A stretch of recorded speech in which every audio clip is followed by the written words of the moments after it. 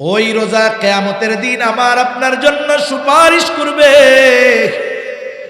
হাদিসের মধ্যে আসছে নবীজি সাল্লাল্লাহু আলাইহি ওয়াসাল্লাম বলেন, আস-সিয়াম ওয়াল কুরআন ইয়াশফাআন লিল আবদি ইয়াউমাল কিয়ামা। সিয়াম এবং কোরআন কিয়ামতের দিন বান্দার জন্য আল্লাহ তাআলার কাছে সুপারিশ করবে। সিয়াম বলবে, আয় রব ইন্নী মানাতুহুত তুআমা ওয়াশ শাহাওয়াত। সিয়াম বলবে, আল্লাহ আমি দিনের বেলায় তাকে খাবার আর স্ত্রীর কাছে যাওয়া থেকে বিরত রেখেছি। আয় আল্লাহ আপনি তার ব্যাপারে আমার সুপারিশ কবুল করেন। কোরআন বলবে, আল্লাহ ইন্নী মানাতুহুন নাওমা বিল্লাইল, আমি তারে রাতে ঘুমাইতে দেই নাই, আপনি তার ব্যাপারে আমার সুপারিশ কবুল করেন। নবীজি সাল্লাল্লাহু আলাইহি ওয়াসাল্লাম বলেন, আল্লাহ তাআলা কোরআন এবং রোজার সুপারিশ তার জন্য কবুল করবে। আলহামদুলিল্লাহ আলহামদুলিল্লাহিল্লাযী হাদানা লিল ইসলাম الذي نزل القرآن هدى للناس وبينات من الهدى والفرقان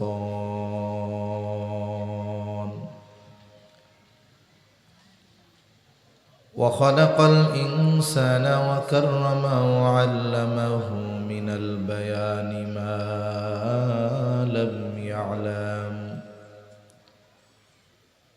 فسبحان الذي لا يحصى امتنانه باللسان ولا بالقلم ونشهد أن لا إله إلا الله وحده لا شريك له ونشهد أن سيدنا وسندنا وحبيبنا وطبيبنا وأولانا ومولانا محمد صلى الله تعالى عليه وعلى آله وأصحابه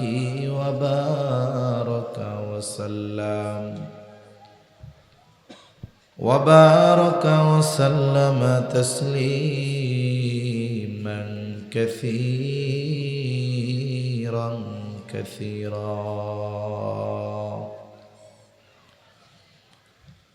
أما بعد فأعوذ بالله من الشيطان الرجيم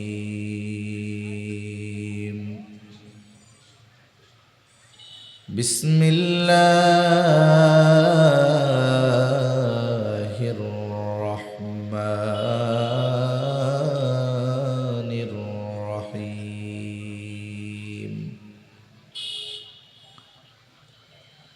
يا أيها الذين آمنوا كتب عليكم الصيام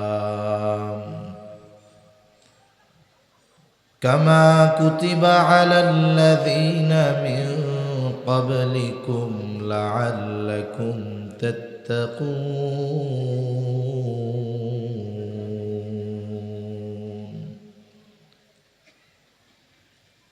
وقال تعالى يا أيها الذين آمنوا اتقوا الله حق تقاته ولا تموتن إلا وأنتم مسلمون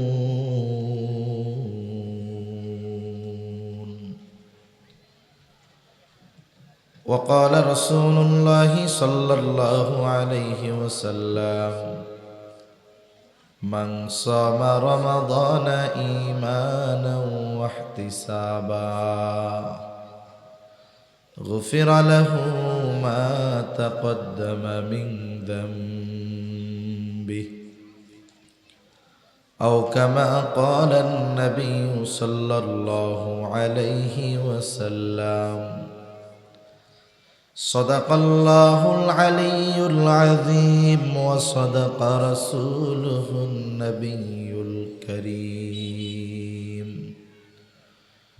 ونحن على ذلك من الشاهدين والشاكرين والحمد لله رب العالمين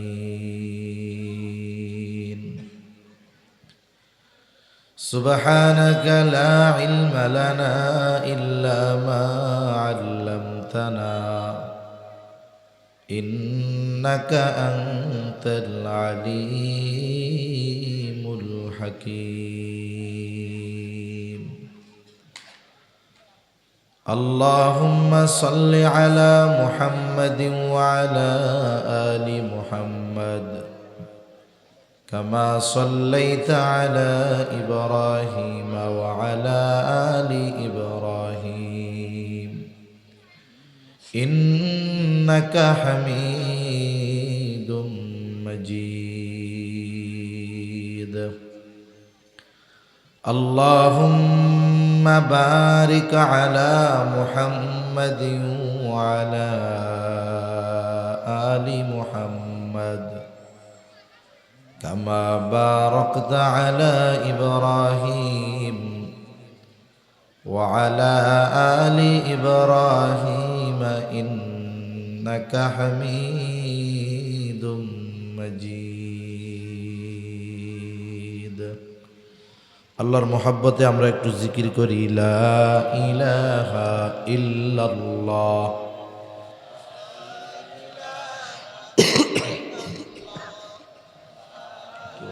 এটা একটু সরাইতে পারলে ভালো হইতো কয়েলটা সরাই দিলে কেউ নাই কয়েলটা সরাই দেন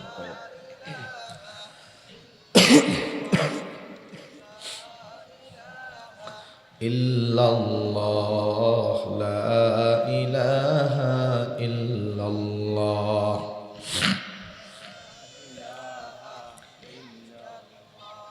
লা ইলাহা ইল্লাল্লাহ মুহাম্মাদুর রাসূলুল্লাহ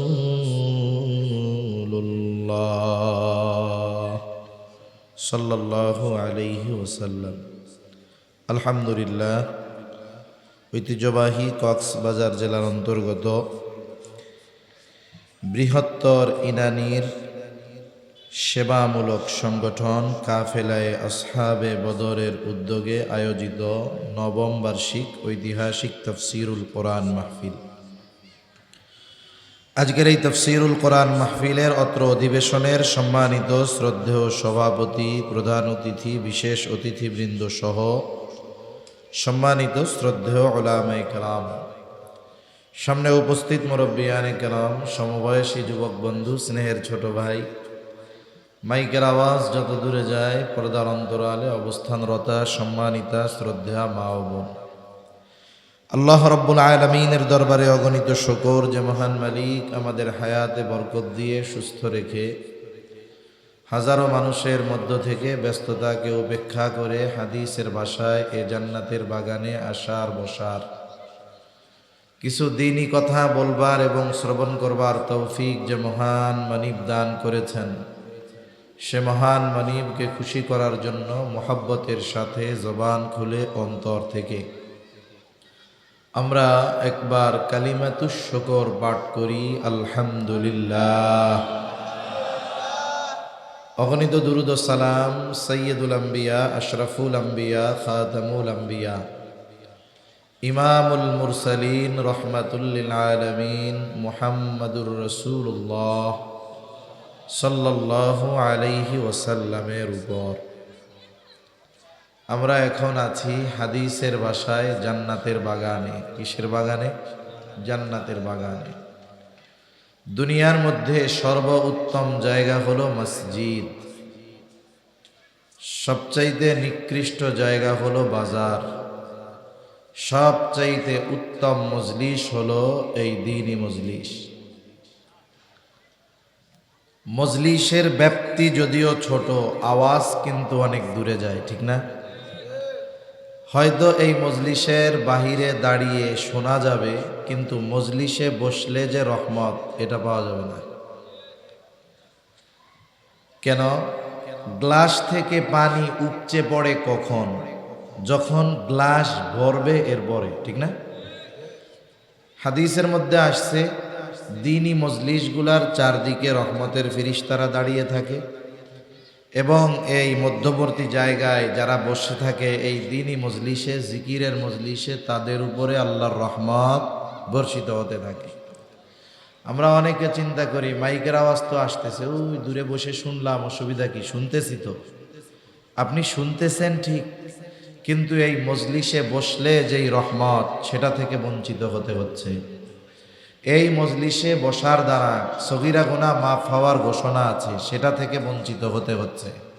এজন্য অনেক মানুষ অনেক প্রোগ্রামে দেখি বাহিরে শুনে, দাঁড়িয়ে শুনে, দূরে দূরে শুনে, শুনতেছে, কিন্তু এখন এই শ্রবণ করাটা যদি এই মজলিসে আইসা শুনতো, তাহলে ওই যে বাহিরে দাঁড়িয়ে যে শুনতেছে এর চাইতে উপকৃত বেশি হতো না কম হতো?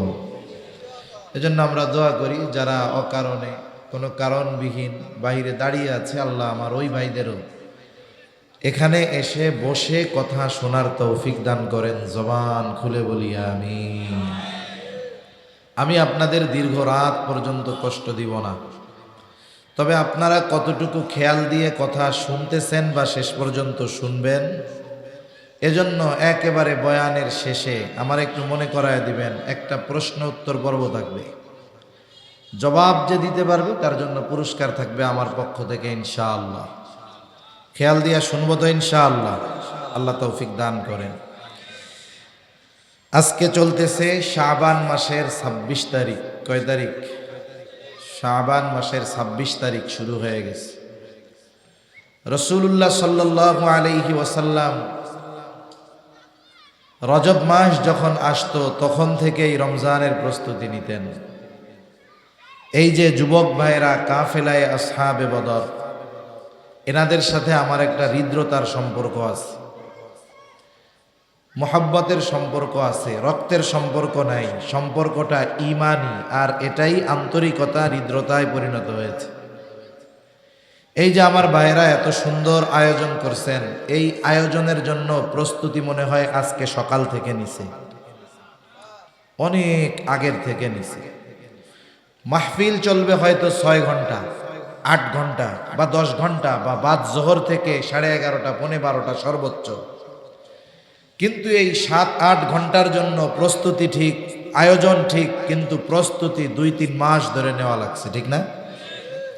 কত রকমের প্ল্যান, পরিকল্পনা, এগুলোর পরে একটা আয়োজন সুন্দরভাবে সমাপন হয়। এজন্য আমরা অনেকে চিন্তা করি রোজার মাস শুরু হবে, রোজা রাখা শুরু করে দিব, হয়ে গেল। আপনি রোজা রাখতে পারবেন ঠিক, কিন্তু আগের থেকে যদি প্রস্তুতি নেওয়া হয়, যেভাবে আপনি এই রমজান মাস অতিবাহিত করতে পারবেন, আমরা পারবো। প্রস্তুতি নিলে এটা যেমন সুন্দর হবে, আগের থেকে প্রস্তুতি না নিলে ওই রকম সুন্দর হবে। এজন্য রজব মাস যখন আসতো আমার আপনার নবী তখন থেকেই রমজানের প্রস্তুতি শুরু করতেন। যে কোনো জিনিস সুন্দরভাবে সমাপনের জন্য শুধু আসবাব হলেই হয় না, আল্লাহর তৌফিক দরকার হয়, ঠিক কিনা বলেন? মনে করেন এত সুন্দর আয়োজন হয়েছে, আল্লাহ যদি তৌফিক না দিত সম্ভব হতো না। এত সুন্দর আয়োজন, আল্লাহ যদি বৃষ্টি নামায়া দিতেন তাহলে আয়োজনটাকে পরিপূর্ণ করা সম্ভব হতো না। তবে সব কিছুর নিয়ন্ত্রণ হাতে কার? আল্লাহ। রজব মাস আসলেই নবীজি আল্লাহর কাছে দোয়া করতেন, আল্লাহুম্মা বারিক লানা ফি রজব ওয়া শাবান ওয়া বাল্লিগনা রমাদান।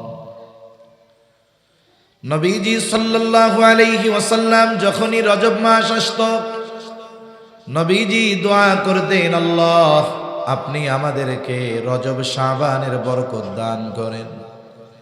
রমজান পর্যন্ত আমাদের পৌঁছায়া দেন। তার মানে 2 মাস আগে থেকেই নবীজি দোয়া করতেন। এরপরে চলে আসতো শাবান। শাবানের আগমন যখন ঘটতো নবীজির প্রস্তুতি আরো বেড়ে যেত। নবীজি সাল্লাল্লাহু আলাইহি ওয়াসাল্লাম দোয়া করার সাথে সাথে মানসিক এবং শারীরিকভাবে প্রস্তুতি নিতেন। মানসিক প্রস্তুতির জন্য কি করতেন? নবীজি বলেন, আহসু হেলালা শাবান আলি রমাদান। নবীজি বলতেন, তোমরা শাবানের চাঁদ গণনা করো, তারিখ গণনা করো। রমজানের জন্য তোমরা শাবানের তারিখ গণনা করো। তারিখ গণনার মাধ্যমে মানুষের মেন্টালিটি প্রস্তুতি হয়। কারণ একটা মানুষ যদি প্রত্যেক দিন এই তারিখ মনে করে, আজকে 26, কালকে 27, আজকে 26, কালকে 27, পরের দিন 28, এর পরের দিন 29। এই যে করোনাকালীন সময়, করোনায় দৈনিক এভারেজে মনে করেন 30 জন মারা যাইত। কয়জন? জোরে বলেন, কয়জন? অথচ অন্যান্য সময় এখন আমাদের বাংলাদেশে দৈনিক 3,500 মানুষ মারা যায়। কত হাজার? ওই সময় সংবাদপত্র খুললেই দেখতাম করোনায় মরছে 15 জন। আবার আরেক পত্রিকায় করোনায় মরছে 15 জন। সংবাদ মাধ্যমে করোনায় মরছে 15 জন। মাত্র 15 জন করোনায় মরতো, কিন্তু মনে হইতো আমিও মরলে মনে হয় করোনায় মরব। ঠিক না? মনে হইতো যে সবই মনে হয় করোনায় মরতেছে। কেন? মানুষের চিন্তায় ওইটা চলে আসছে। কেন বলে? ওই যে এক খবর যে বারবার কয়, এই জন্য। অনুরূপভাবে আমি আপনি যদি বারবার হিসাব করি, আজকে 27, আজকে 26, কালকে 27, তারিখ তো চলে আসতেছে, দেখবেন আমার আপনার মধ্যে এক ধরনের আগ্রহ, উদ্দীপনা কাজ করতেছে। তবে প্রকৃত ইমানদার হলে তবে। কারণ নবীজি বলেন, রমজান মাস এটা হলো মুমিনের জন্য পাথেয় সংগ্রহ করার মাস। আর রমজান মাস মুনাফিকের জন্য কষ্টের মাস। এজন্য কত আল্লাহর বান্দা খুশি হচ্ছে যে রমজান আসতেছে, আর কত আল্লাহর বান্দা চিন্তা করতেছে ঘরে রোজা রাখবো, আমার আর ঘরে খাওয়ানো হইব না। আছে না নাই? অনেক দোকানদারে ওয়াজ করলেও দোকান বন্ধ করে না, কয় হুজুর দুপুরে অমনি সময় যা বিক্রয় হইতো রোজার মধ্যে আরো বেশি হয়, পদ্মাটা নাইয়া খায়। এই লোকগুলো রোজা আসতেছে, এদের অন্তরের মধ্যে কষ্ট শুরু হয়ে গেছে। এদের ব্যাপারে নবীজি জানায় দেন, এই রোজা আসতেছে এই কারণে যাদের অন্তরে কষ্ট, এরা প্রকৃত মুমিন হতে পারে না। মুনাফিকদের জন্য রোজা কষ্টের, আর ইমানদারদের জন্য রোজা হলো আনন্দের, আখিরাতের পাথেয় সংগ্রহ করার। এখন রোজা আসতেছে, 2-4 জন বেজার হইতেছেন নাকি? তাহলে নবীজি সাল্লাল্লাহু আলাইহি ওয়াসাল্লাম বলতেন, আহসু হেলালা শাবান আলি রমাদান। রমজানের জন্য শাবানের তারিখ চাঁদ গণনা করো। এজন্য বিগত সময়ে যদি করে থাকি তো আলহামদুলিল্লাহ, না করলে আজকে থেকেও করব। আজকে হলো 26, আগামীকাল সূর্যাস্তের পরে 27, তারপরের দিন সূর্যাস্তের পরে 28, তারপরের দিন সূর্যাস্তের পরে 29। এবার 29 তারিখ, যেই দিন সন্ধ্যা, পরের দিন হতে পারে সন্ধ্যার পরে 1 তারিখ অথবা 30 তারিখ, ঠিক না? এবার কি করব? 29 তারিখ সন্ধ্যায় ইনানির মানুষ, পশ্চিম আকাশ খোলা, নবীজির একটা মৃত সুন্নাত বললে চলে, ফাঁকা জায়গায় দাঁড়ায়া পশ্চিম আকাশে রমজানের চাঁদ তালাশ করব তো ইনশাআল্লাহ। এখন আর চাঁদ খোঁজা লাগে না। রাত 12টার সময় ফোন দিবে, 29 তারিখ রাত 12টায়। পোলা আছে সৌদি আরব, ফোন দিয়ে আপনাকেও বাসায় বলে, ওটা চাঁদ দেখা গিয়ে না? হ্যাঁ, আর তো তারা বিবড়ি চলে আসছি। হ্যাঁ, তাহলে আরো কালি এত শুরু হয়ে যাবে, এরকম বলবে না?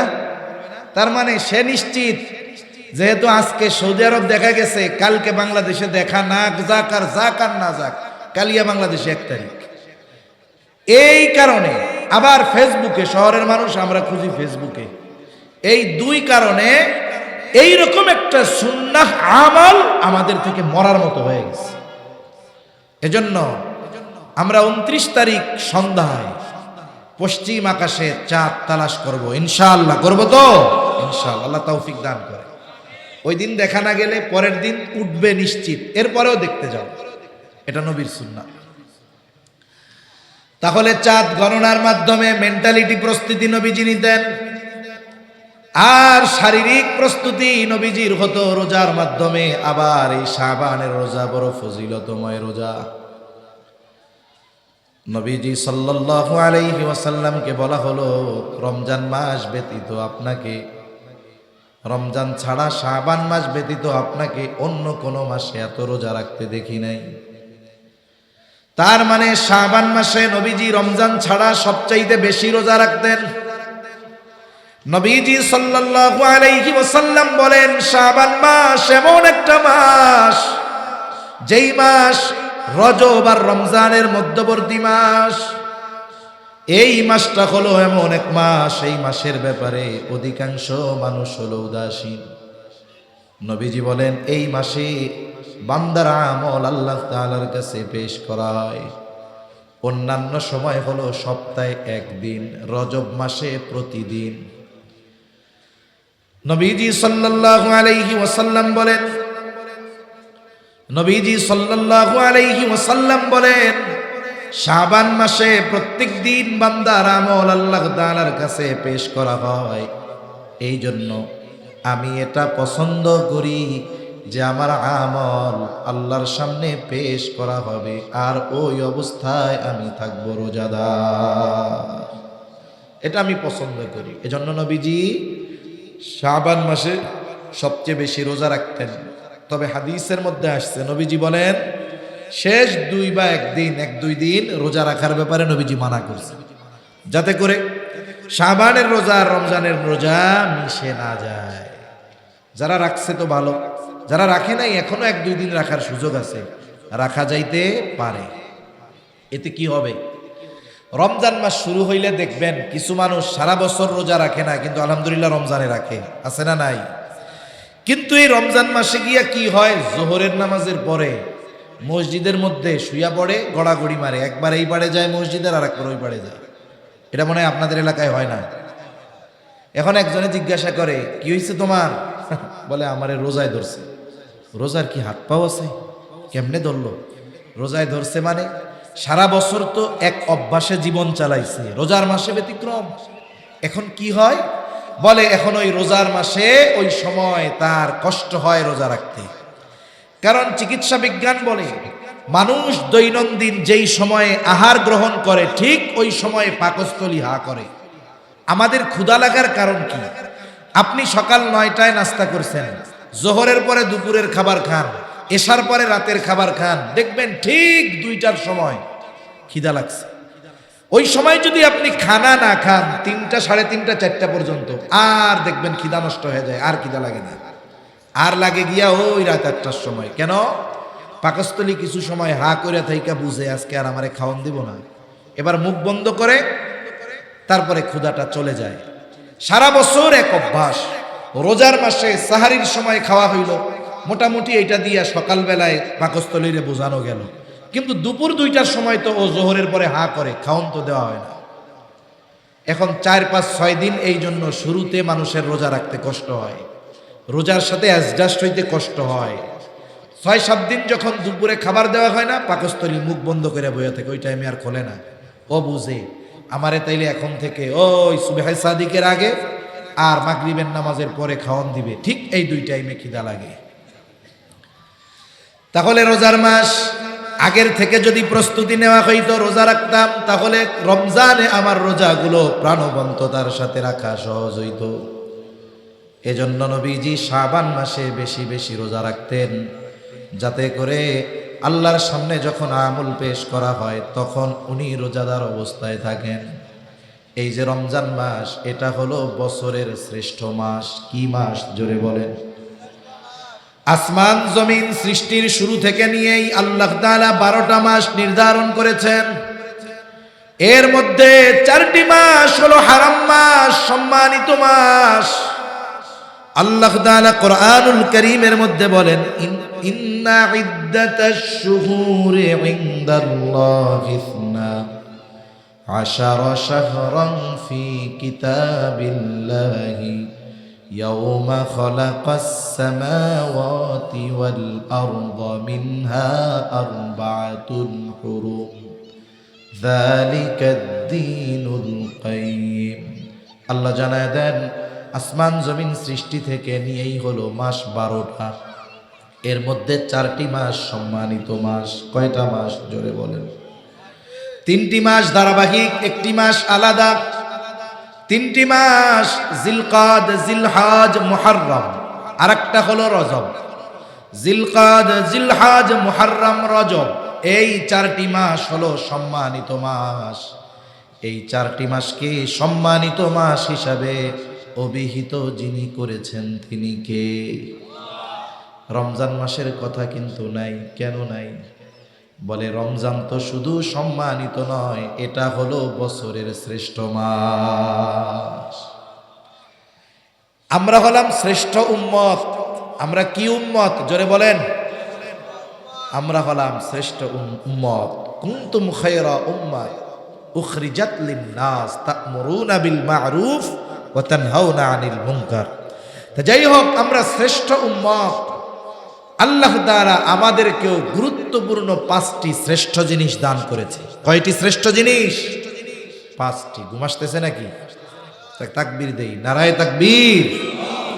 আওয়াজ হয় নাই, এই আওয়াজে চলবে না। নারায়ে তাকবীর। এই তো মাশাআল্লাহ, মোটামুটি হয়েছে এবার।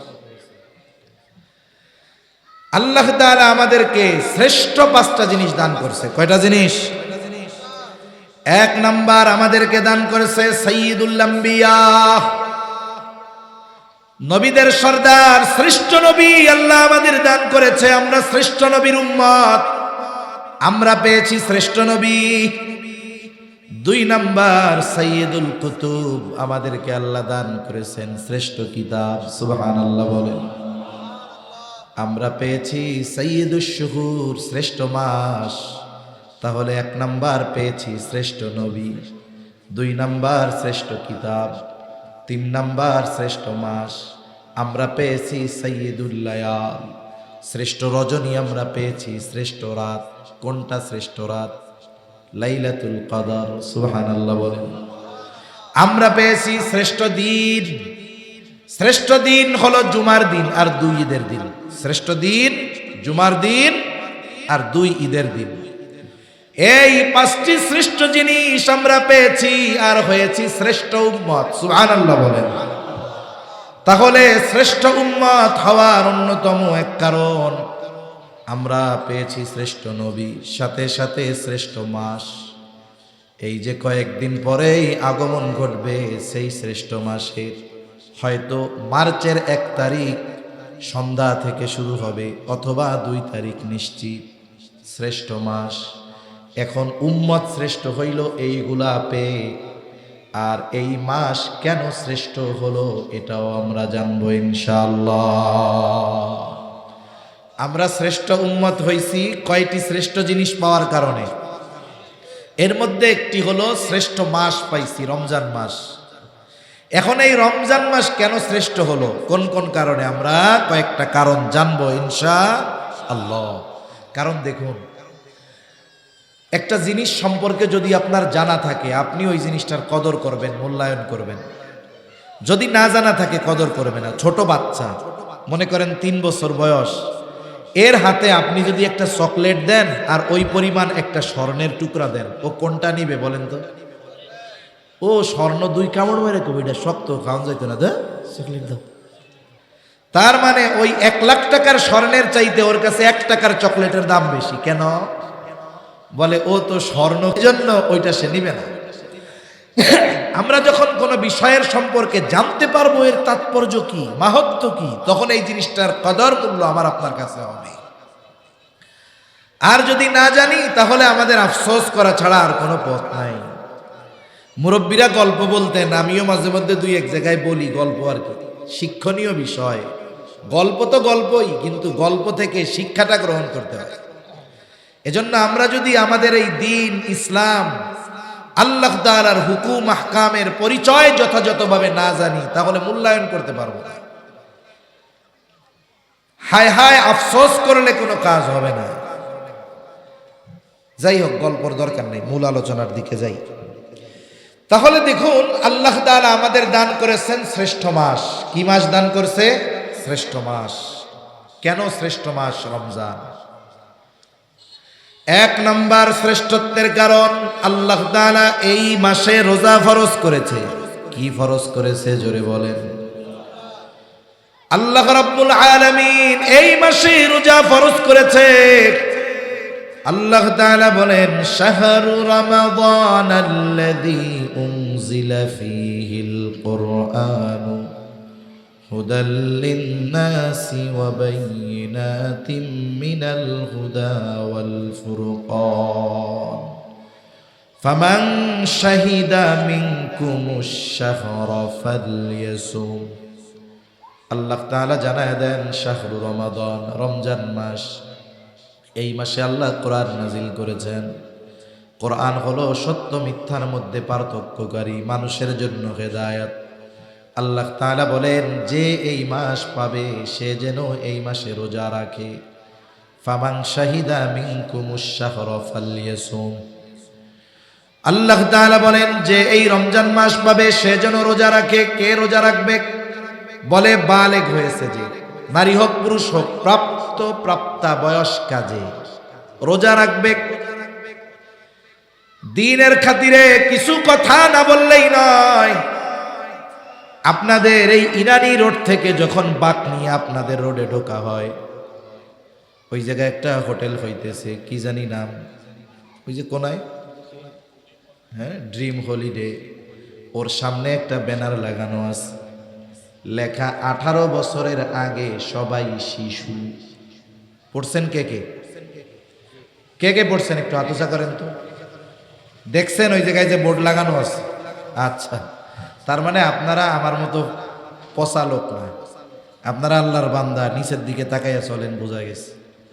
আর আমি মনে হয় ডাইনে বামে এরকম তাকাই, এর লাগে আমার চোখে পড়ছে এটা। আমি ছবিও একটা তুলে নিছি মোবাইলে, কারণ এটা নিয়ে আমার একটা লেখা দিতে হবে। 18 বছরের আগে সবাই শিশু। ইসলাম কি এই কথা বলে? জোরে বলেন, ইসলাম এটা বলে? এটা বলার দ্বারা কি হলো? রাষ্ট্রীয়ভাবে কিশোর গ্যাংয়ের অবৈধ কর্মকাণ্ডকে বৈধতা দেওয়া হয়ে গেল।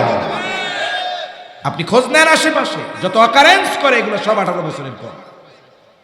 কেরানীগঞ্জে পিস্তল ঢাকায় দিনের বেলা ব্যাংক ডাকাতি করছে, 15-16 বছর বয়স, শাস্তি নাই। কেন? এগুলা শিশু। ফালতুমি বাদ দেন মিয়া। ইসলাম বলে প্রাপ্তবয়স্ক হওয়ার সর্বশেষ সময়সীমা চন্দ্র মাস হিসাবে 15 বছর।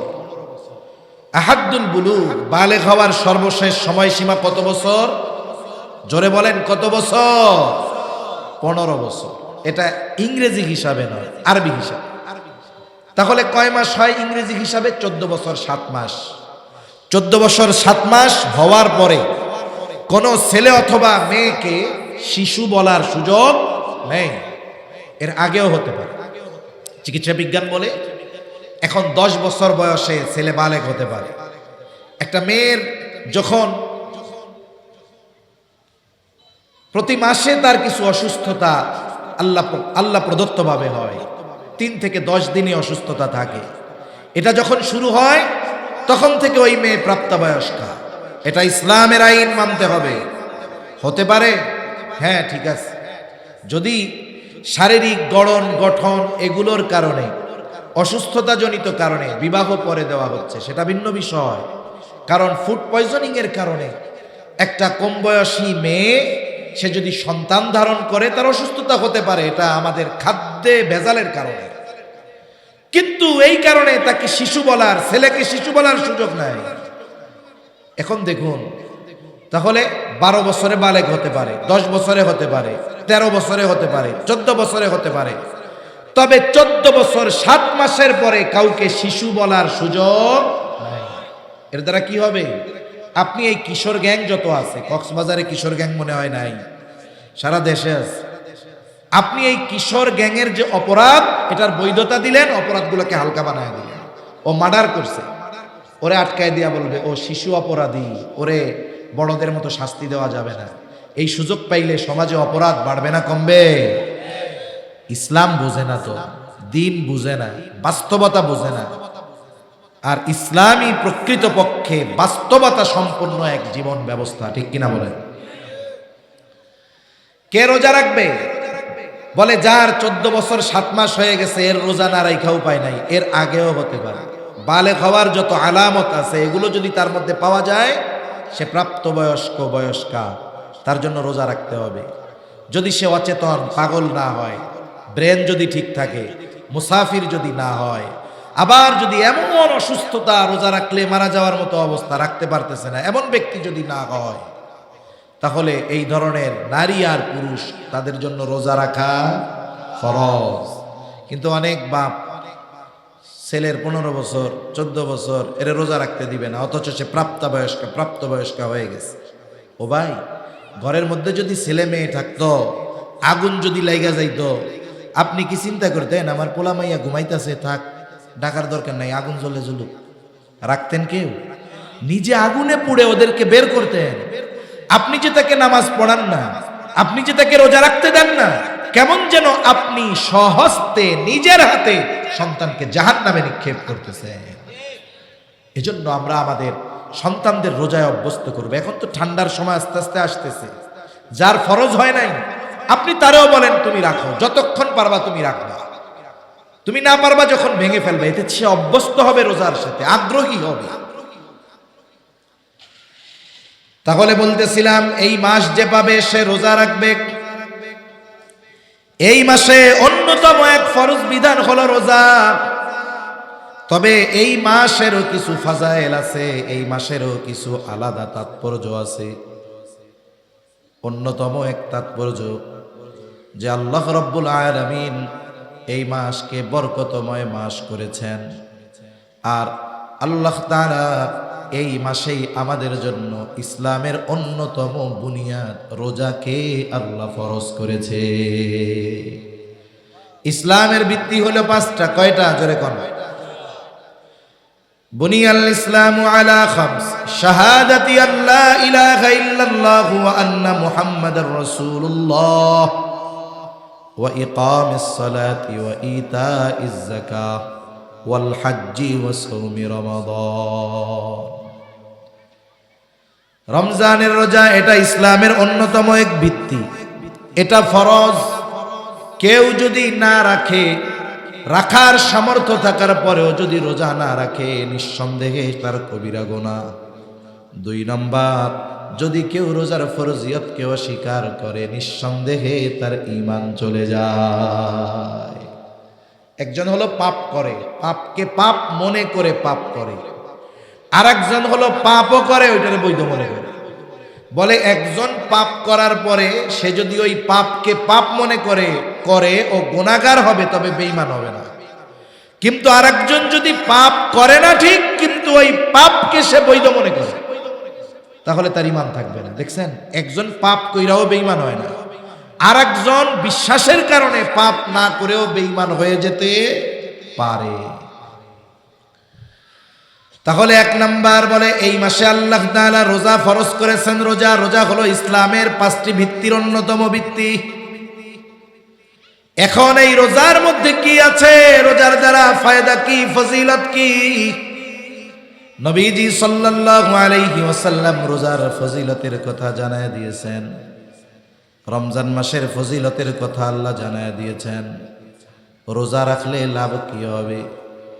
রাসূলুল্লাহ সাল্লাল্লাহু আলাইহি ওয়াসাল্লাম জানায় দেন, রোজা হলো জাহান্নাম থেকে বাঁচার ডাল। আস-সাওমু জুন্নাতুন, রোজা হইল ডাল। আপনাদের এলাকায় ঢাল নিয়ে মারামারি দেখছেন আপনারা? হইছে আপনাদের অঞ্চলে? এক সময় কি হইতো ঢাল নিয়ে মারামারি হইতো? যে দেখেন নাই? অনেক অঞ্চলে ঢাল নিয়ে মারামারি, এরকম লম্বা লম্বা থাকে, এরকম মারে, আর এক পক্ষ এরকম ঠেকায় দেয়। ঢাল দিয়ে আত্মরক্ষা করে, তরবারি দিয়ে, তরবারির আঘাত থেকে, তীর বর্ষার আঘাত থেকে রক্ষা করার জন্য জিহাদের ময়দানে, যুদ্ধের ময়দানে এই ঢাল এগুলো ব্যবহার করা হইত। রোজা হলো জাহান্নাম থেকে বাঁচার অন্যতম ঢাল। এখন বলেন তো, এই ঢাল যদি কাগজের হয় আর আগুনের কাছে যদি নেওয়া হয়, ওই ঢাল কি টিকবে? ওটা নিজেও পুড়বে, আমারও পুড়াবে। এজন্য রোজাটা রোজার মতো হওয়া দরকার। হাদিসের মধ্যে রোজার যত ফজিলতের কথা আছে, এই ফজিলতগুলো যদি অর্জন করতে হয়, অবশ্যই রোজাটা হতে হবে গুনাহমুক্ত রোজা। আমরা অনেকে মনে করি রোজা হলো সুবহে সাদিক নিয়ে সূর্যাস্ত পর্যন্ত পানাহার আর স্ত্রীর কাছে না যাওয়া, এটাই মনে হয় রোজা। না না, এর দ্বারা আপনি শুধু ফরজ আদায় করলেন, কিন্তু আপনি যদি রোজা রেখে টেলিভিশন দেখেন, চোখের গুনাহ করেন, জবানের গুনাহ করেন, হাতের গুনাহ করেন, পায়ের গুনাহ করেন, তাহলে কি হলো? বলে এই গুনার কারণে রোজার ফজিলত থেকে আমাদের মাহরুম হওয়া লাগবে। এজন্য নবীজি সাল্লাল্লাহু আলাইহি ওয়াসাল্লাম বলেন, কিছু মানুষের রোজা হলো না খেয়ে থাকার নামান্তর। তার ওই রোজার দ্বারা শুধু ফরজ আদায় হয়, কিন্তু রোজার যে ফজিলত সেটা সে বঞ্চিত হয়। এই জন্য অঙ্গ প্রত্যঙ্গের রোজা আছে, জবানের রোজা আছে, চোখের রোজা আছে, হাত পায়ের রোজা আছে। এখন আমি যদি রোজা রেখে চোখ দিয়ে গুনাহ করি, চোখের রোজা হলো না। জবান দিয়ে যদি গীবত করি, গুনার কথা বলি, তাহলে আমার রোজার ফজিলত পাওয়া হলো না। হাত দিয়ে গুনাহ করলাম, পা দিয়ে গুনাহ করলাম, হলো না। তার মানে সারাদিন যেমন উপোস থাকতে হবে, না খেয়ে থাকতে হবে, অনুরূপভাবে অঙ্গ প্রত্যঙ্গকেও গুনার থেকে বাঁচানোর দরকার আছে না নাই? আমরা দৃঢ় প্রতিজ্ঞা করি নিজের সাথে নিজে। আর একজনের সাথে করলে তো ওয়াদা করলে যদি না করি তাহলে কি হবে? ওয়াদা খেলাফ হবে। ওয়াদা খেলাফ করা মুনাফিকের আলামত। সেই জন্য আমি কোনো সময়, খুব কম সময় মানুষদেরকে হাত উঁচু করে ওয়াদা করাই না। কারণ এই ওয়াদা এই জায়গায় আবেগে করে, বাইরে গিয়া একটু পরে লোহা পিটাইলে লোহা একটা কথা কয়। কি কয় জানেননি? কয় যেই সেই। আপনি এইখানে আমার সাথে ওয়াদা করলেন, আপনি যদি বাইরে গিয়ে ওই কাজটা করেন তাহলে ওয়াদা খেলাফকারী হতে হবে। এজন্য আমি বলি, আপনি নিজের সাথে নিজে ওয়াদা করেন যে আমার নফসকে আমি জিততে দিব না, শয়তানকে জিততে দিব না। আমাদের এবারের রোজা হবে গুনাহ মুক্ত রোজা। করেন ইনশাআল্লাহ। আল্লাহ তৌফিক দান করেন, বলি আমিন। আমার মা বোনদেরও খেয়াল করতে হবে, রোজার মাসে বিয়ান্নে রান্না নাই, দুপুরে রান্না নাই। এখন 3 মহিলা 3 বোন এক জায়গায় হয়েছে। এবার বৈশা মাত শুরু, গল্প শুরু হবে। আস্তে আস্তে ওই গল্পটা গীবতের মজলিসে পরিণত হয়ে যাবে, ঠিক কি না? এজন্য আমরা রোজার মাস চেষ্টা করব আমলে কাটানোর জন্য, প্রত্যেকটা অঙ্গ প্রত্যঙ্গের গুনাহ থেকে বাঁচার জন্য। দেখুন হাদিসের মধ্যে আসছে, জেনা শুধু একজন নারী পুরুষ গোপনে মিলিত হওয়া এটা নয়, এটাও তো জেনা। তবে নবীজি জানায় দেন, চোখের জেনা দেখা, হাতের জেনা ধরা, জবানের জেনা বলা, পায়ের জেনা চলা। তার মানে প্রত্যেকটা অঙ্গ প্রত্যঙ্গের আলাদা আলাদা পাপ আছে। তাহলে না খেয়ে থাকা যেমন রোজা, অনুরূপভাবে গুনাহমুক্ত রোজা যদি অতিবাহিত হয়, ওই রোজা আমার আপনার জাহান্নাম থেকে বাঁচার ঢাল হয়ে যাবে। ওই রোজা কিয়ামতের দিন আমার আপনার জন্য সুপারিশ করবে। হাদিসের মধ্যে আসছে, নবীজি সাল্লাল্লাহু আলাইহি ওয়াসাল্লাম বলেন, as-siyamu wal Qur'an ইয়াশফাআন লিল আবদি ইয়াউমাল কিয়ামা। সিয়াম এবং কোরআন কিয়ামতের দিন বান্দার জন্য আল্লাহ তাআলার কাছে সুপারিশ করবে। সিয়াম বলবে, আয় রব ইন্নী মানাতুহুত তুআমা ওয়াশ শাহাওয়াত। সিয়াম বলবে, আল্লাহ আমি দিনের বেলায় তাকে খাবার আর স্ত্রীর কাছে যাওয়া থেকে বিরত রেখেছি। আয় আল্লাহ আপনি তার ব্যাপারে আমারও সুপারিশ কবুল করেন। কোরআন বলবে, আল্লাহ ইন্নী মানাতুহুন নাওমা বিল্লাইল, আমি তারে রাতে ঘুমাইতে দেই নাই, আপনি তার ব্যাপারে আমার সুপারিশ কবুল করেন। নবীজি সাল্লাল্লাহু আলাইহি ওয়াসাল্লাম বলেন, আল্লাহ তাআলা কোরআন এবং রোজার সুপারিশ তার জন্য কবুল করবে। রোজা রেখে গুনাহ করলে ওই রোজা সুপারিশ করবে? ওইটা তো দুর্বল রোজা, ও তো পঙ্গু রোজা, ওরও অভিশাপ দিবে যে আমার রেখে গুনাহ করছে। এজন্য আমরা চাই রোজা আমাদের জন্য যেন সুপারিশ করে। এজন্য গুনাহমুক্ত রোজা রাখবো তো ইনশাআল্লাহ। ওয়াদা, নিজের সাথে নিজে ওয়াদা করবো যে এইবারের রোজা হবে গুনাহমুক্ত রোজা। ফেসবুক, মোবাইল, ইউটিউব সব বাদ, আল্লাহর জন্য এই একটা মাস আমরা সময় দিব। এই মাসে নবীজি যেমন ফজিলতের কথা বলছে, এই মাসে অন্যায় করাও ওই রকম বড় অন্যায়। এখন বলতে পারেন হুজুর এমনি সময় অন্যায় যেমন, এই সময় তো তেমন হবে। আচ্ছা একটা উদাহরণ দিই। মনে করেন একজন একটা পাপ এই রাস্তায় করছে, খোলা জায়গায়, কথার কথা। ওই পাপটা যদি মসজিদের মধ্যে করে, একই পাপ স্থান পরিবর্তনের কারণে, আপনি কবেন কত বড় জালেমের জালেম, পাপ করছে করছে বাইরে করলো এক ব্যাপার, আল্লাহর ঘরের মধ্যে পাপ করছে, এটা ছাড় দেওয়া যাবে না। তার মানে একই পাপ, শুধুমাত্র স্থান পরিবর্তনের কারণে ওই পাপটাকে আমরা কত গুরুত্ব দেই, যেটা জঘন্য কাজ করেছে। অনুরূপভাবে সময়ের কারণেও তো বান্দার ইবাদতের দাম বাড়ে, স্থানের কারণে ইবাদতের দাম বাড়ে। বাড়ে কি বাড়ে না? আমরা এশার নামাজ পড়ছি আজকে কক্সবাজারে। এই এশার নামাজ যদি মসজিদুল আকসায় পড়তাম, কক্সবাজার পড়ে ইনানিতে পড়ে যেই সওয়াব পাওয়া গেছে তার কমপক্ষে 10 গুণ সওয়াব আল্লাহ তাআলা মসজিদুল 250 গুণ সওয়াব আল্লাহ তাআলা মসজিদে আকসায় কমপক্ষে 250 গুণ বাড়ায়া দিতেন। আবার যদি এই নামাজটা মসজিদুল নববীতে আদায় করতে পারতাম, বলে কমপক্ষে 1000 গুণ সওয়াব আল্লাহ বাড়ায়া দিতেন। একই এশার নামাজ যদি আমি আপনি বাইতুল্লাহ আদায় করতে পারতাম, কমপক্ষে 1,00,000 গুণ সওয়াব বাড়ায়া দিতেন কে?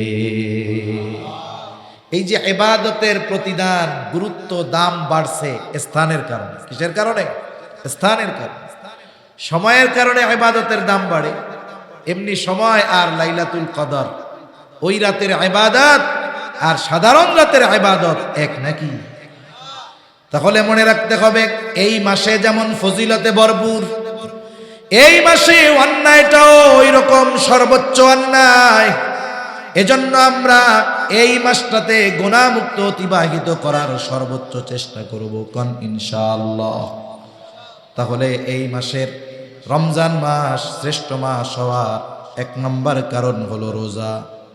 আর রোজা হলো জাহান্নাম থেকে বাঁচার ডাল। রোজা হলো বান্দার জন্য কিয়ামতের দিন সুপারিশ করবে। শুধু তাই না, রোজাই একমাত্র ইবাদত, যেই ইবাদতের প্রতিদান স্বয়ং যিনি দিবেন তিনি কে? রাসূলুল্লাহ সাল্লাল্লাহু আলাইহি ওয়াসাল্লাম বলেন, কুল্লু আমাল ইবনি আদম লাহু ইল্লা সিয়াম। বনি আদমের প্রত্যেকটা আমল তার নিজের জন্য, তবে রোজা ব্যতীত। হাদিসে কুদসি নবীজি সাল্লাল্লাহু আলাইহি ওয়াসাল্লাম বলেন, আল্লাহ তাআলা বলেন, আস-সাওমু লি ওয়া আনা আজজি বিহি। নবীজি বলেন, আল্লাহ তাআলা বলেছেন রোজা আমার জন্য, আর এই রোজার প্রতিদান স্বয়ং আমি আল্লাহ নিজে। স্বয়ং প্রতিদান আল্লাহ নিজে, আল্লাহ নিজে দিবেন। এখানে একটা গল্প মনে পড়ছে, বলি দেখেন। 1 রাজার 4 বউ। কয় বউ? জোরে কন, কয়টা? কারো আসেনি 4 জন? নাই কারো? আছে? আলহামদুলিল্লাহ। এই না করতে পারলেও এটার সমর্থন দিতে হবে। একটা বিষয় আমি করতে পারতেছি না, ওই যে আগেই বলছি, আমি পারতেছি না, ঠিক আছে, কিন্তু আরেকজন যখন করছে শরীয়তের একটা কাজ। অনেক সময় আছে কিছু বৈধ আমল না হওয়ার কারণে, জায়েজ আমল বৈধ আমল না হওয়ার কারণে সমাজের মানুষ অনেক সময় ওই আমলটাকে ঘৃণা করে বসে। আছে না নাই? আমাদের এলাকায় এক লোক, তার চাচা মারা গেছে, এরপরে তার চাচিরে বিয়া করছে। শরীয়তে নিষেধ আছে? এটা নিষেধ নাই তো। চাচা মারা গেছে, চাচিকে বিয়া করছে। লোকটা আরো উদারতার পরিচয় দিয়েছে, চাচিকে বিবাহ করছে। সমাজের মানুষ তো জানে না, এখন ওই বেটারে পারলে এক বইরাই করে দেয় যে এ কবিরা গুনাহ করে ফেলছে।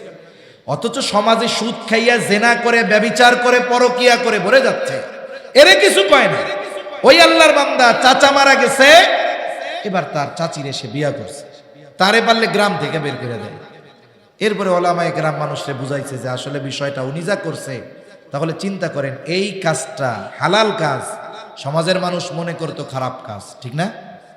উনি করছে, এখন এটাকে মানুষ যে ঘৃণা করতো, মানুষের অ্যাটিটিউড, আচরণ দেখে বোঝা গেল যে তারা এটারে পছন্দ করে না, উল্টা মনে হয় এই হালাল কাজটারে হারাম মনে করে। তা কি হয়েছে? এই যে লোকটা করছে, যে করার কারণে সমাজের মানুষের ভুল দূর হয়েছে কি হয় নাই? মানুষ বুঝতে পারছে যে না, লোকটা শরীয়ত বহির্ভূত কোনো কাজ করে নাই, হারাম কাজ করে নাই, হালাল কাজ করছে। এজন্য ভাই, আপনি আমি একটার বেশি করতে পারি নাই, এটা ভিন্ন কথা, কিন্তু যারা চারটা করছে, করতেছে, বা আল্লাহ করার তৌফিক দিছে, করছে, এদেরকে বাহবা দেওয়া দরকার, এলাকার থেকে পুরস্কার দেওয়া দরকার।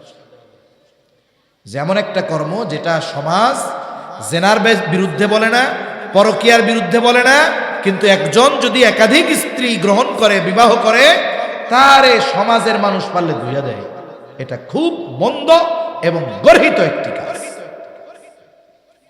এখন রাজার চাইবে, এখন রাজায় কইছে কি, গল্প তো গল্পই, রাজায় বলছে কি যে আজকে তোমাদের 4 জনের জন্য আমার ধনভাণ্ডার ওপেন, যার যা মন চাই তাই না।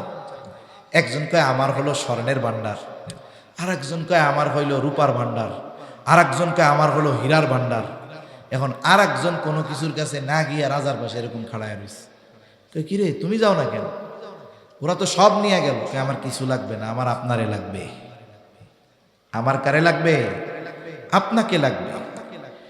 ইমাম গাজ্জালী রাহমাতুল্লাহি আলাইহি বলেন, মান লাহুল মাওলা ফালাহুল কুল, বলে আল্লাহ যার হয়ে যায়, কুল কায়নাত তার হয়ে যায়, ঠিক কিনা বলেন? আর আল্লাহ বলেন আস-সাওমু লি ওয়া আনা আজজি বি, বলে বান্দা রোজা আমার জন্য রাখে, আর এই রোজার প্রতিদান স্বয়ং আমি আল্লাহ নিজে। এখন কোন গুনাহ কইরা যদি সে রোজা রাখে, এই রোজা তো আল্লাহ তাআলার জন্য হবে না, তাহলে এই রোজার প্রতিদান আল্লাহকে পাওয়া যাবে না। এজন্য রোজা রাখতে হবে, গুনাহ মুক্ত রোজা। আবার দেখেন রোজাদার আল্লাহ তাআলার কাছে কত প্রিয়।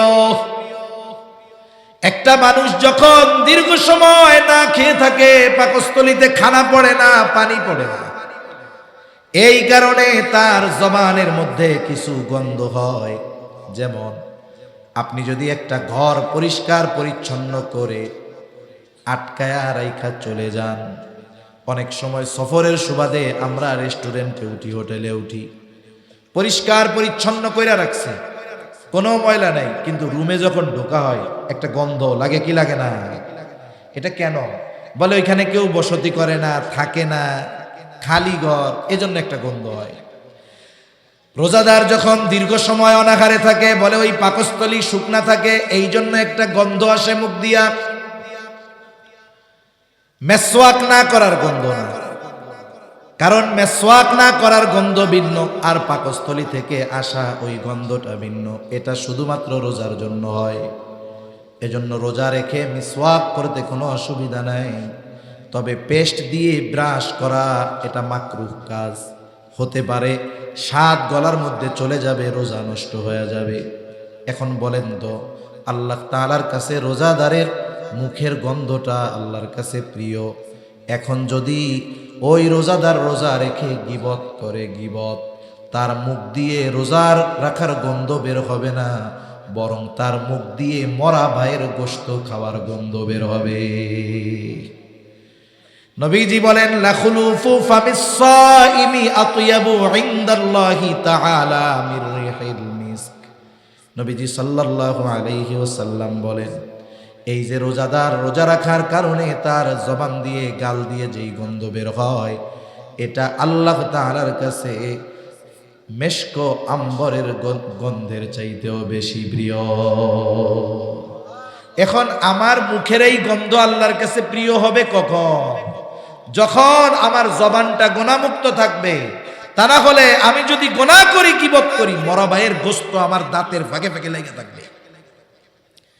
এজন্য ওই প্রতিদান যদি চাই, গুনাহমুক্ত রোজার দরকার আছে না নাই?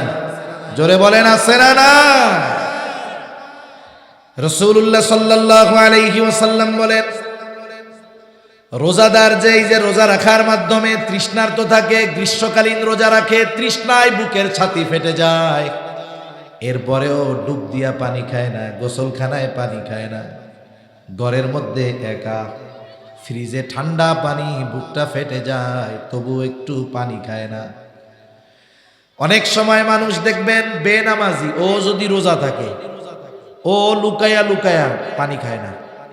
বেনামাজিও যদি রোজা রাখে, ও কিন্তু লুকাইয়া পানি খায় না, কেউ দেখবে না, এরপরেও খায় না। এই জায়গায় রোজার একটা রহস্য, যে বান্দা যাই করুক রোজাটা আল্লাহর জন্যই রাখে। নামাজ মানুষকে দেখানোর জন্য পড়তে পারে, দান মানুষকে দেখানোর জন্য করতে পারে, বলে রোজা আল্লাহর জন্যই করে। যদি না করত, তাইলে তৃষ্ণা লাগলে লুকায়া লুকায়া পানি পান করতো, কইতো কেউ তো দেখে নাই, সবাই কইবো আমি রোজা রাখছি। রাসূলুল্লাহ সাল্লাল্লাহু আলাইহি ওয়াসাল্লাম বলেন, আল্লাহর জন্য যে তৃষ্ণার্ত থাকলো, তার মানে গ্রীষ্মকালে রোজা রাখলো, তৃষ্ণা লেগেছে, পানি পান করে নাই, কিয়ামতের দিন আল্লাহ তাআলা ওই ব্যক্তিকে পানি পান করাবে। যেই দিন সূর্য কাছে থাকবে, জমিনটা তামার মতো হয়ে যাবে, পানি পানি বলে মানুষ চিৎকার করবে, ওই দিন আল্লাহ তাআলা এই বান্দাদের পানি পান করাবে। কিন্তু যে গুনাহ সহ রোজা করছে, তার শুধু ফরজ আদায় হবে, কিন্তু কাজ হবে না। একজন পরীক্ষা দিছে, কয়েকজন পরীক্ষা দিছে, ম্যাট্রিক পরীক্ষার রেজাল্ট দিছে। একজন জিজ্ঞাসা করে, তুমি কি হয়েছে রেজাল্ট? পাস করছি। আরেকজন পাস করছি, আরেকজন পাস করছি। এখন জিজ্ঞাসা করে, পাস যে করলা, কোন গ্রেড পাইছো, কত পাইছো? 33 পাইলেও পাস, 90 পাইলেও পাস, ঠিক না? এখন একজন কয়, পাইছি ভাই 33। কত পাইয়া পাস করছে? আর একজন পাইছে A+। আর একজন কি পেয়েছে বলেন তো? এখন জিজ্ঞাসা করার পরে কেউ যদি বলে আমি 33 পাইয়া পাস করছি, ওরে জবাবে বলবে, তোমারে পাস করতে কইছিল কেডা? ফেল করাই ভালো আছিল, ঠিক না? তার মানে দেখেন, ও কিন্তু পাস, কিন্তু ওই পাশের কথাও মানুষের সামনে বলতে সে লজ্জা পায়। আর একজন পাস করছে A+ পাইয়া, ও গর্বের সাথে বলে A+ পেয়েছি। এজন্য রোজাদারও ওই কোয়ালিটির হয়। একটা হয় হলো পাস, ওর জন্য আর কোনো ফ্যাসিলিটি নাই, ও কোনো ইউনিভার্সিটিতে ভর্তি হইতে পারবে না, ওর জন্য কোনো বৃত্তি নাই, ওর জন্য কোনো সম্মাননা নাই, ওর জন্য কিছুই নাই, খালি একখান কাগজ পাইব 33 লেখা। ওই পাস দিয়া ও কমুখী কোনো চাকরিতে অ্যাপ্লাইও করতে পারবে না, কিন্তু পাস।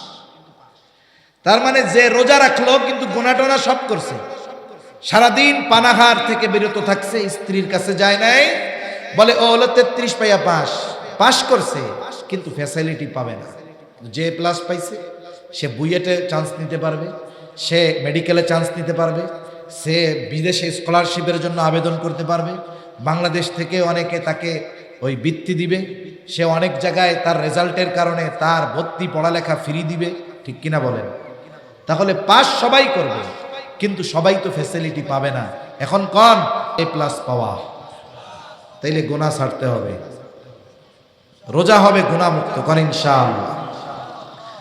তাহলে দেখেন রোজাদারের ফজিলত কি, আরো রোজাদারের স্পেশালিটি কি?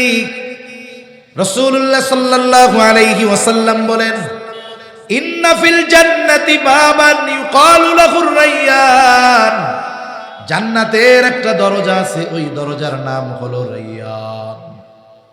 অনেক সময় অনেক সেমিনার হলে আমরা গেছি, এক হলের মধ্যেই সবাই ঢুকবে, কিন্তু দরজার মধ্যে লেখা থাকে general guest, VIP guest, VVIP guest, আবার কার্ডেও লেখা থাকে। এখন বলেন তো, জেনারেল গেস্ট যদি ভিভিআইপি গেস্টের দরজা দিয়ে ঢুকতে যায়, বাগেন মিয়া কোথেকে আইছেন আপনি? ওই গেট দিয়ে ঢুকেন, আম পাবলিক কোন জায়গায় এই জায়গায় আইছে। আর ওই ভিভিআইপি যে তার গেট, ওই জায়গায় কত রকমের সংবর্ধনা, সে যাবে, ফুলের তোড়া দিয়ে অভিবাদন জানাবে, এরপরে বসবে, তাকে অভিবাদন জানিয়ে লাল গালিচা সংবর্ধনা দিয়ে এরপরে চেয়ারে এনে বসাইবে। ঠিক কিনা বলেন? ডুববে সবাই একই হলে, কিন্তু সবার কি সম্মান সেম হবে? বলে রোজাদারের জন্য জান্নাতের একটা স্পেশাল দরজা আছে, সেই দরজার নাম হলো রাইয়ান। ওই দরজা দিয়ে শুধুমাত্র রোজাদারেরা প্রবেশ করতে পারবে। ওই দরজা থেকে ফেরেশতারা আহ্বান করবে, ফাআইনাস সাইমুন, কোথায় রোজাদারেরা? এদিক দিয়ে আসে। শুধুমাত্র রোজাদারেরা ঢুকবে, তারা ব্যতীত একটা মানুষকেও আল্লাহ তাআলা ওই দরজা দিয়ে ঢুকতে দিবে না। এটা রোজাদারদের জন্য স্পেশালিটি। তাহলে কথা অনেক লম্বা হয়ে যাচ্ছে। শ্রেষ্ঠ মাস কেন? বলে এক নাম্বার কারণ এই মাসে আল্লাহ তাআলা রোজা ফরজ করছে। কি ফরজ করছে? আরো জোরে, কি ফরজ করেছে? ঘুম আসতেছে নাকি? আর একটা তাকবীর হবে, নারায়ে তাকবীর, নারায়ে তাকবীর। এই সময় কিন্তু মাহফিল মজা, শীতও নাই গরমও নাই, আরামও লাগে, ঘুমও আসে, ঠিক না? তাহলে রমজান মাস শ্রেষ্ঠ হওয়ার এক নম্বর কারণ হলো রোজা আল্লাহ ফরজ করেছেন। রোজার কিছু ফাজাইল আমরা জানলাম। দুই নাম্বার কারণ রমজান মাস শ্রেষ্ঠ কেন? বলে এই মাসেই আল্লাহ তাআলা কুরআনুল কারীম নাজিল করেছে। আল্লাহ তাআলা বলেন, শাহরু রমাদান আল্লাযী উনজিলা ফীহিল কুরআন। আল্লাহ তাআলা বলেন রমজান মাস, এই মাসে আল্লাহ নাজিল করেছেন কোরআন। মাস হলো রমজান, আল্লাহ নাজিল করেছে কোরআন। মাস রমজান, নাজিল করেছে কি? জোরে বলেন, কি এই কোরআন? আল্লাহ তাআলা বলেন হুদাল লিন্নাস, গোটা মানব জাতির জন্য এই কোরআন হলো হিদায়াত। আবার আল্লাহ এক জায়গায় বললেন হুদাল লিল মুত্তাকিন, মুত্তাকিনদের জন্য হিদায়াত। বলে হ্যাঁ, মানুষের জন্য হেদায়াত। বলে একজন বেঈমানও যদি এই কোরআন দিল দিয়ে অনুধাবন করে, তিলাওয়াত করে, বোঝার চেষ্টা করে, সে ঈমানওয়ালা হয়ে যাবে। ঠিক কিনা বলেন? আর যদি ঈমানদার কোরআন তিলাওয়াতের সাথে সাথে এই কোরআন অনুযায়ী জীবন সাজায়, সে জান্নাত পর্যন্ত পৌঁছায়া যাবে। আর এই কোরআন সুপারিশ করবে। আগেই বলছি, কোরআন আর রমজান এই দুইটার সাথে বন্ধুত্ব আছে। এই দুই বন্ধুর হক যদি আদায় করা যায়, ওরা আমাদের জন্য সুপারিশ করবে। সূরা মুলক যদি প্রতিদিন তিলাওয়াত করা হয় এশার নামাজের পর, আল্লাহ রাব্বুল আলামিনের নবী জানায়া দেন কবরের আযাব থেকে বাঁচা যাবে। কোরআন তিলাওয়াত করে আল্লাহর বান্দা সূরা আলে ইমরান, বাকারা, বলে দুই সূরা দুই দিক গিয়া দাঁড়াবে। একজন দাঁড়াবে মাথার কাছে, আর একজন পায়ের কাছে। আযাবের ফেরেশতারা যদি আসে, বলবে খবরদার, ওইটা আমাকে তিলাওয়াত করতো, আযাব দেওয়া যাবে না। সুবহানাল্লাহ। সূরা ওয়াকিয়া যদি তিলাওয়াত করে মাগরিবের পরে, বলে আল্লাহ তাআলা তাকে রিজিক সংকীর্ণতার মুখোমুখি করবে না। সুবহানাল্লাহ। এই কোরআন আল্লাহ নাজিল করেছে রমজান মাসে। এটা হুদাল লিল মুত্তাকিন, এটা হুদাল লিন্নাস। মুত্তাকিরা, ইমানদারেরা কোরআন অনুসরণের মাধ্যমে জান্নাতে চলে যাবে। আর বেঈমানেরা কোরআন যদি তিলাওয়াত করে, পড়ে, বুঝে, আশা করা যায় ঈমান নসিব হয়ে যাবে। সম্প্রতি সময়ে নেদারল্যান্ডের একজন সংসদ সদস্য, মন্ত্রী, সর্বোচ্চ পরিমাণের ইসলাম বিদ্বেষী ছিল। সে ইসলাম নিয়ে, কোরআন নিয়ে তার বিষোদাগারের কোনো অভাব ছিল না। এখন একটা জিনিস আপনি যদি ভালোভাবে জানেন, তাইলেই না ওইটার সমালোচনা করতে পারবেন। ওই লোক চিন্তা করছে মুসলমানগো আরো ভালো মতো ধরার দরকার। এই নিয়তে আল্লাহর বান্দা আরবি ভাষাও শিখছে। কারণ শুধু অনুবাদ পড়ে কোরআনের অর্থ বোঝা যায়, কিন্তু হৃদয় দিয়ে অনুধাবন করা যায় না। এজন্য একজন আলেমের কোরআন তিলাওয়াত আর একজন আওয়ামের কোরআন তিলাওয়াত সেম না। কারণ আলেম তো শুধু পড়ে আর অর্থ বুঝে তা না, কোরআনের গভীরতা সে বুঝে। এজন্য তার মজা ভিন্ন রকম। আর আওয়াম মানুষ মনে করে শুধুমাত্র সোয়াব পাওয়ার আশায় পড়ে, কিন্তু সে তো কোরআনের ওই গভীর সমুদ্র থেকে মুক্তা অন্বেষণ করে। আলেমের তিলাওয়াত আর আওয়ামের তিলাওয়াতের জন্যই তো তফাৎ। এখন ওই ব্যক্তি আরবি ভাষা না শিখলে আপনি যে ভাষা শিখবেন না সেই ভাষার গভীরতা আপনি অনুধাবন করতে পারবেন না। যেমন 2 দিন আগে গেছি টেকনাফে, এখন আমারে কইতেছে টাইউন চিনন না? টাইউন কারে কয়? ওনারা চিনন না? টমেটো ইবে যদি আড়ারে জিগে আড়া করতে পারুম না বাজি। আমি কিন্তু চিটাঙ্গে ভাষা শিখে ফেলছি। ওয়াজও শুনি মাঝে মধ্যে, আব্দুল্লাহ আল মারুফ ভাইটা শুনি। এখন চিন্তা করতেছি এরপরের থেকে চিটাঙ্গে ভাষায় ওয়াজ করা লাগবে। তাই এখন বলেন, দেখেন, এখন আমি যদি টেকনাফের বাসিন্দা না হই, আমারে যদি বলে আপনারা টাইউন চাটনি দিউম না, আমি বলছি আল্লাহ কি কয় এটা আবার। এজন্য যে যে ভাষার জ্ঞান অর্জন করে সে সেই ভাষার গভীরতা বুঝে। উনি শিখতেছে আরবি ভাষা কেন? কোরআন বুঝার জন্য। কোরআন থেকে উনি ভুল বাইর কইরা মুসলমানদের আরো ধরবে। হেদায়াত কি জিনিস! বেচারা কোরআন তো পড়া শুরু করছে ভুল ধরার জন্য। আল্লাহ তাআলা তার বুঝের দরজা খুলে দিয়েছে, অন্তরে হেদায়েতের বাতি জ্বলে উঠেছে। এখন সে কোরআনের একজন সৈনিক হয়ে গেছে। সুবহানাল্লাহ। সার্চ দিলে ইন্টারনেটে নেদারল্যান্ডের ইসলাম বিদ্বেষী মন্ত্রীর পার্লামেন্ট মেম্বারের ইসলাম গ্রহণ দিবেন, চলে আসবে আল্লাহর বান্দার নাম। আবার দেখেন ডক্টর মরিস বুকাইলি, ঐতিহাসিক একজন ব্যক্তি, যখন ওই মিশরের জাদুঘরে রাখা ফেরাউনের মমি নিয়ে গবেষণা করা হবে, ওনাকে জানানো হলো এর ব্যাপারে কোরআনে আয়াত আছে। উনি চিন্তা করলেন, বাবারে, তাহলে এর বাস্তব সব যদি জানতে হয় আমাকেও কোরআন শিখতে হবে। উনি এম্বাসির মাধ্যমে প্রাইভেট টিচার রেখে উনি আরবি শিখলেন। জ্ঞানী মানুষ, এই কোরআন শিখে ফেরাউনের মমি নিয়ে গবেষণা করেছেন।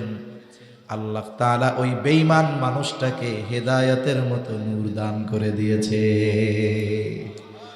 কারণ যে কোরআন বুঝে সে সত্য মিথ্যার পার্থক্য করতে পারে। এজন্য কোরআনের আরেক নাম হলো ফুরকান। একটু খেয়াল করেন, আল্লাহ তাআলা হুদাল লিন-নাস বলার পরে বলেছেন ওয়াবাইয়িনাতিম মিনাল হুদা ওয়াল ফুরকান। আল্লাহ তাআলা মানুষের জন্য হেদায়েত বলার পর বলেছেন ওয়াবাইয়িনাতিম মিনাল হুদা ওয়াল ফুরকান। এটা সত্য মিথ্যার পার্থক্য নির্ণয়কারী। তার মানে একজন অমুসলিমও যদি হৃদয় দিয়ে কোরআন পড়ে, তার অন্তরে হেদায়েতের নূর যিনি জ্বালায়া দিবেন তিনি কে? এই কোরআন নাজিল হয়েছে কোন মাসে? জোরে বলেন। রমজান মাসে। তাহলে রমজানের দ্বিতীয় শ্রেষ্ঠত্ব এ মাসে নাজিল হয়েছে কোরআন। রমজান মাসের তৃতীয় শ্রেষ্ঠত্ব বলে এই মাসে আছে এমন এক রাত। রমজান মাসে নাজিল হয়েছে, কিন্তু কোন সময় নাজিল হইল?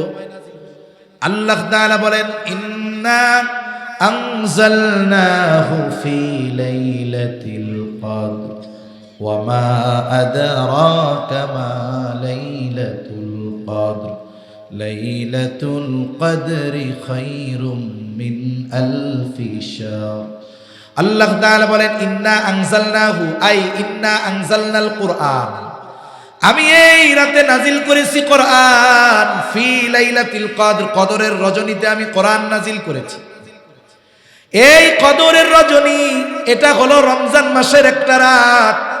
বলে কোরআনের ছোঁয়া লাগছে, রাত দামি হয়ে গেছে। কোরআনের ছোঁয়া লাগছে, মাস দামি হয়ে গেছে।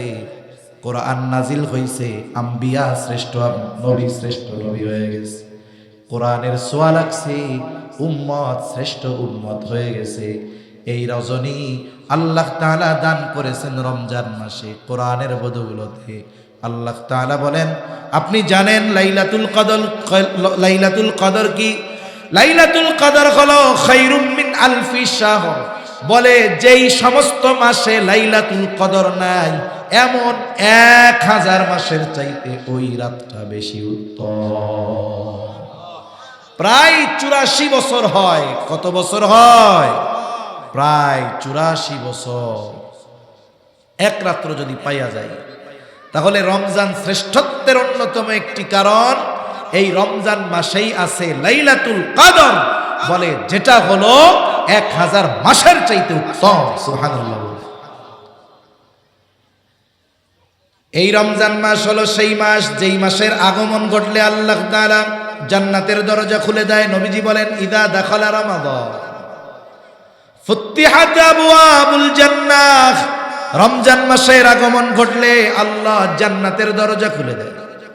আরেক বর্ণনায় আসছে ফুতিহাত আবওয়াবুস সামা, আল্লাহ তাআলা আসমানের দরজাগুলো খুলে দেয়। আরেক বর্ণনায় আসছে ফুতিহাত আবওয়াবুর রহমা, আল্লাহ তাআলা রহমতের দরজাগুলো খুলে দেয়। ওয়া গুলিকাত আবওয়াবুন নার, আল্লাহ তাআলা এই মাসে জাহান্নামের দরজাগুলো বন্ধ করে দেয়। সাথে সাথে ওয়াল সুলসিলাতিশ শায়াতিন, এই মাসে আল্লাহ তাআলা শয়তানকে শিকল দ্বারা বন্দী করে দেয়। এই মাস হলো রমজান মাস। তাহলে আসেন রমজানের শ্রেষ্ঠত্ব কেন? 7টা কারণ বলছি। 1 নাম্বার, এই মাসে আল্লাহ রোজা ফরজ করেছেন। 2 নাম্বার, বলে এই মাসে আল্লাহ কোরআন নাজিল করেছেন। বলে 3 নাম্বার, বলে এই মাসেই আছে লাইলাতুল কদর। 4 নাম্বার, এই মাসে জান্নাতের দরজা আল্লাহ খুলে দেয়। 5 নাম্বার, বলে এই মাসে আল্লাহ তাআলা আসমানের দরজা খুলে দেয়। 6 নাম্বার, বলে এই মাসে আল্লাহ তাআলা রহমতের দরজাগুলো খুলে দেয়। 7 নাম্বার, এই মাসে আল্লাহ তাআলা জাহান্নামের দরজা বন্ধ করে দেয়। 8 নাম্বার, বলে এই মাসে আল্লাহ তাআলা শয়তানকে শিকল দিয়ে আটকায়া দেয়। এখন এই শ্রেষ্ঠ মাসে আমাদের কি করণীয়? বলে 1 নম্বরে রোজা রাখতে হবে। কি রাখতে হবে জোরে বলেন? 1 নম্বরে রোজা। 2 নাম্বার তারাবি। কি করতে হবে? তারাবি। কয় রাকাত? 20 রাকাত। কয় রাকাত? 20 রাকাত। এখন আমাদের দেশে 20 রাকাত পড়া মানুষের জন্য কষ্টকর হয়, এর একটা কারণ আছে। কারণ কি হইল জানেন? আমরা যখন সারাদিন রোজা রাখে অভ্যস্ত, কষ্ট হয় না। এইবার ইফতারের 10 মিনিট আগে ইফতার টিফতার সামনে নিয়ে বসছে, ও বাজি এই 10 মিনিট আর নো যায়, ঠিক না? এই 10 মিনিটের প্রতি মিনিটকে 1-1 ঘন্টার মতো লাগে। খালি গড়ির মিতা খায়, কিরে আজান দেয় নাকি? কিরে মুসলিম আজান দেয় নাকি? কি হইল? টাইম মাত্র 10 মিনিট, অথচ 14 ঘন্টা না খায়া থাকছে, কোনো সমস্যা নেই। হ্যাঁ, এই 10 মিনিট আর যাইতে চায় না। কেন? আপনি যখন খাবার সামনে নাই, রোজার মাস, পাকস্থলীরে ব্রেন বলতেছে খাউন টাউন সামনে নাই, আখইরা লাভ নাই। এখন যখনই ইফতারের সময় খাবার সামনে আসে, চোখ দিয়ে নার্ভে গেল, নার্ভ মুহূর্তের ভিতরে ওই পাকস্থলীরে কই দোস্ত সামনে খাওন আইছে, এবার আকইরা হয়ে পড়ছে। এখন তো খিদা লাগা শুরু হয়ে গেছে, এই জন্য আর টাইম যায় না। এবার যেই আজান দিছে, আল্লাহু আকবার, আল্লাহ, ওই মাঝে মধ্যে অনেকে মজা করে। গত বছর একটা ভিডিও দেখছি, এখন একজনও ইফতার নিয়ে সামনে বসে খেলে এরকম করছে, পাশের থেকে একজন আয়াতুল কুরসি পড়বে, ও টান দিছে আল্লাহু, এই বছর আজান দিছে, ধূপধাপ খাওয়া সারা। মানে ওই টাইমে যদি ভুলে কোনো মতো কানে আল্লাহ শব্দ আসে, আর কেউ দেরি করবে না। অবস্থাটা কি হইল? এখন যখন ক্ষুধাটাও তীব্র হয়েছে, আমরা ইফতারের সময় আনলিমিটেড খেয়ে ফেলি। আর আমাদের দেশের ইফতার মানে হইল ছোলা বুট বাইউনি, বাইউন্দি বাজে আর, ঠিক না? ছোলা বুট বেগুনি পেঁয়াজু, এ সবগুলো হইল গ্যাস্ট্রিক, খাবেন এতটুক পেটের মধ্যে যায় হবে এত বড়। এখন খাইলাম পেট বইরা ইফতারের সময়, ধুমসে খাইছে টাইছে। একটা খাবার তার পরিপূর্ণ ক্রিয়া শুরু করে 1.5 থেকে 2 ঘন্টা পরে। এখন ওই সময় খাওয়া হইল, ঠিক তারাবির সময় খাবার পেটের মধ্যে ফুইলা সে এখন এটার পরিপূর্ণ প্রভাব বিস্তার করতেছে, কারণ খাবার পাকস্থলীতে গেছে, পাকস্থলী ওইটারে প্রসেস করছে, এরপরেই না সব জায়গায় এটারে বন্টন করবে। ঠিক বন্টনটা হয় তারাবির সময়। এখন ওই কম লাগে 20 টাকা তারাবি মরি যায়, বড়া সম্ভব না।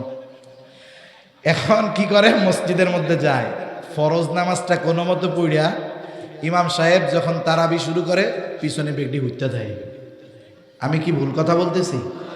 হাফেজ সাহেব টান দেয় লাস্টে, মনে করেন একেবারে লাস্টে টান দিবে, ইয়া আইয়ুহাল্লাযীনা আমানু কুতিবা আলাইকুমুস সিয়ামু কামা কুতিবা আলাল্লাযীনা মিন ক্বাবলিকুম, মনে করেন পৃষ্ঠা শেষ হবে এরকম, লাআল্লাকুম তাত্তাকুন। ধুম সে উঠে আল্লাহু আকবার। এটা কেন হইল? আমি আপনি ইফতারের সময় আনলিমিটেড খাইছি, এই জন্য। আপনি খান, ওই সময়টাতে একটু কম খান। আপনি এটা পরীক্ষা করে দেখবেন, আপনারা ইফতারের সময় একেবারে কম, এক গ্লাস শরবত খাইছেন, 3টা খেজুর খাইছেন, ফল ফলাদি যা আছে ওইগুলো খাইলেন, সনাবুট তারাবির নামাজ শেষ করিয়া সুন্দর মতো মাখাইয়া খান। কিন্তু আপনি মাগরিবের সময় যে কম খাইলেন, এতে আপনি কাইত হইয়া পড়া যাবেন না। 13 ঘন্টা না খাইয়া থাকছেন, 14 ঘন্টা, তাহলে আগেই পড়া যেতেন। এখন আপনি ওই দিন তারাবির নামাজটা পড়লেন ইফতার কম খাইয়া, এরপরে আমার কথা মনে করেন যে হুজুর ঠিক কথা কইছে না ভুল কথা কইছে। তাহলে কি হবে? আমরা যদি তারাবিটা উপভোগ করতে চাই, একেবারে একাগ্রতার সাথে পড়তে চাই, ইফতারের সময় ঘাপুস ঘুপুস খাওয়া যাবে না। তেলে ভাজা টাজা খাবার ওইগুলো আমরা পরে খাবো। এরপরে কি কাজ? বলে যেহেতু রমজানের সাথে কোরআনের সম্পর্ক, রমজান হতে হবে কোরআনময় রমজান। কি রমজান হবে বলেন? কোরআনময় রমজান। অনেক মানুষ আছে দীর্ঘদিন নামাজ পড়ে, সূরা ফাতিহার অর্থটাও জানে না। আছে না অনেক মুসল্লি এরকম আছে? কমপক্ষে কোরআন যারা শুদ্ধ করে পড়তে পারে না, আপনি যদি আপনার ইমাম সাহেবকে বলেন যে ইমাম সাহেব হুজুর, কোরআন শরীফ শুদ্ধ না হইলে তো নামাজ হবে না, নামাজ ভাঙ্গার প্রথম কারণ হলো নামাজে অশুদ্ধ পড়া, তো এক কাজ করেন, আমাদেরকে একটু শুদ্ধভাবে কোরআন শিখাইয়া দেন, আর নামাজের জন্য কমপক্ষে ছোট 10টা সূরা আর সূরা ফাতিহা সহ এই সূরাগুলো একটু শুদ্ধভাবে আমাদের মস্ক করায় দেন, আর কোরআনটা রিডিং শুদ্ধ শিখাইয়া দেন। কোন ইমাম সাহেব বলবে যে আমি পারবো না? বলবে? কিন্তু আমরা শিখতে চাই না। আমরা শিখতে চাই না কেন? কারণ আমরা চিন্তা করি আমি তো ইমাম সাহেবের উপরে গরম দিয়া কথা কই, এখন আমি যে দুয়ায় কুনুত পারি না, আমার যে সূরা নাস সহি শুদ্ধ নাই, এটা যদি ইমামে জানে আমার ইজ্জত থাকবো? বুঝেন নাই কথা? এখন আপনি আমি লজ্জা করে এগুলো শিখলাম না, কিন্তু এই কেরাত অশুদ্ধর কারণে আমার ইবাদত হলো না, নামাজ হলো না। এখন নামাজ হইল না, আখেরাতে মেহমানদারি ডান্ডার পিঠা আছে না নাই? এখন বলেন আখেরাতে পিটানি খাওয়া ভালো না দুনিয়া একটু লজ্জা পাওয়া ভালো? দুনিয়া একটু লজ্জা পাইলাম ইমামের সামনে, অসুবিধা কি? আমি যদি শিখি লজ্জাকে বাদ দিয়ে, মানুষ লজ্জা বাদ দিয়ে কত আকাম করে, লজ্জা বাদ দিয়ে কোরআন শিখতে আমাদের মন চায় না। এখন একটু শিখলাম, এতে কি হলো? আমার ইবাদত গুলো ঠিক মতো হলো। আবার যদি ইমাম সাহেবরে বলি হুজুর এগুলার অর্থ ব্যাখ্যা আমার একটু জানায়া দেন, নিজে নিজেই শুদ্ধভাবে পড়া শিখেন ইমাম সাহেবের কাছে, তাফসিরে মারিফুল কোরআন খুইলা অর্থটা পড়েন, ব্যাখ্যাটা পড়েন। এরপরে আপনি আগেও সূরা ফাতিহা পড়তেন, অর্থ মুখস্থ করেছেন, ব্যাখ্যা জানছেন, জেহেনে আছে, এখন সূরা ফাতিহা পড়েন, আল্লাহর কসম আগে যে মজা পাইতেন এখন আপনি 1000 গুণ বেশি মজা পাবেন। আগে মুখস্থ অর্থ জানতেন না, প্রত্যেক দিন শুনেও আপনার মধ্যে বিরক্তি আসে নাই, আর এখন যত শুনবেন আগের চাইতেও লক্ষ কোটি গুণ মজা পাওয়া যাবে, ঠিক কিনা? এজন্য আমাদের রমজান হবে কোরআনময় রমজান ইনশাআল্লাহ। বলেন ইনশাআল্লাহ। আমরা রমজানকে আমলের জন্য ভাগ করব, রমজানকে আমলের জন্য ভাগ করব। দৈনিক যদি 1 পারা করে পড়ি 30 পারা হয়ে যায়। আপনি দৈনিক 1 পারার রুটিন রাখেন। সবে কদরের রাত্রে, আমাদের দেশে তো 21, 23 আর 25, 29 নাই, আমাগো দেশে 27 তারিখ, যা হয় হবে। সবে কদর কয় তারিখ আমাগো দেশে? আমাদের বাংলাদেশে 27 তারিখ, যা হয় হবে। আপনি ধরেনই ওই দিন সবে কদর, ওই দিনের জন্য 2 পারা রাইখা দিয়া প্রত্যেক দিন যদি 20 পৃষ্ঠা পড়েন হেফজ কোরআন শরীফের, 5 ওয়াক্ত নামাজ, নামাজে গেছেন আগেই তো যান, 2 পৃষ্ঠা নামাজের আগে পড়েন, 2 পৃষ্ঠা পরে পড়েন। প্রত্যেক নামাজে যদি 4 পৃষ্ঠা পড়া হয়, 5 ওয়াক্তে কয় পৃষ্ঠা হয়? 20 পৃষ্ঠা। হাফেজি কোরআন শরীফের 1 পারা, এভাবে একবারে হয়ে গেল মাসে একটা খতম, ধীর স্থিরতার সাথে। নাইলে আমাদের কতজন আবেগে আছে, প্রথম দিন ধুমসে মাজা মুজা ব্যথা বানাইয়া 3 পারা পড়া, আর 18 দিন খবর নাই। এরপরে সবে কদরের রাত থেকে খতম দিতে হইব। কয় পারা পড়ছো এই কয়দিনে? কয় ভাই এখনো আমার 20 পারা বাকি আছে। কাজ হইল? খরগোশ আর কচ্ছপের দৌড়ের গল্প শুনছেন না? কচ্ছপ স্লো দৌড়াইছে কিন্তু দৌড় থামায় নাই, খরগোশ দ্রুত গতিতে দৌড়াইছে কিন্তু মাঝে একটা ব্রেক মেরে দিছে, এক ব্রেকে ওনারও ব্রেক হয়ে গেছে। এজন্য আপনি অল্প অল্প করে, আমরা অল্প অল্প করে করব, কিন্তু এটা কন্টিনিউ করব, কোন ইনশাআল্লাহ। ইনশাআল্লাহ কোরআনময় রমজান হবে আমাদের। রমজানে আর একটা আমল কি, নবীজি এই মাসে সবচাইতে বেশি দান করতেন। আমরা দিনই কাজে এই মাসে বেশি ব্যয় করব তো ইনশাআল্লাহ। আমরা এই মাসে বেশি বেশি দান সাদকা করব। এই বিষয়গুলো যদি আমাদের সামনে থাকে, আমাদের রমজান হবে প্রাণবন্ত। আশা করা যায় আল্লাহ যেই জন্য রোজা ফরজ করেছেন, ইয়া আইয়ুহাল্লাযীনা আমানু কুতিবা আলাইকুমুস সিয়াম কামা কুতিবা আলাল্লাযীনা মিন ক্বাবলিকুম লাআল্লাকুম তাত্তাকুন। হে ঈমানদারেরা, তোমাদের উপরে রোজা ফরজ করা হয়েছে যেমনি ভাবে তোমাদের পূর্ববর্তীদের উপরে ফরজ করা হয়েছিল। কেন? লাআল্লাকুম তাত্তাকুন, যাতে করে তোমরা মুত্তাকি হতে পারো। লাআল্লা কালামে ইলাহির মধ্যে আসলে ইয়াকিনের অর্থ দেয়, নিশ্চয়তার অর্থ দেয়। তার মানে প্রকৃতপক্ষে যে আলোচনাগুলো করলাম এগুলোকে সামনে রেখে আমরা যদি রমজান অতিবাহিত করতে পারি, আল্লাহ বলেন অবশ্যই তোমরা মুত্তাকি হয়ে যাবা। সুবহানাল্লাহ। আল্লাহ তাআলা আমাদেরকে গুনাহমুক্ত রমজান অতিবাহিত করার তৌফিক দান করেন বলি আমিন। এখন প্রশ্ন পর্ব হবে, এরপরে বাকি আয়োজন হবে আর কি।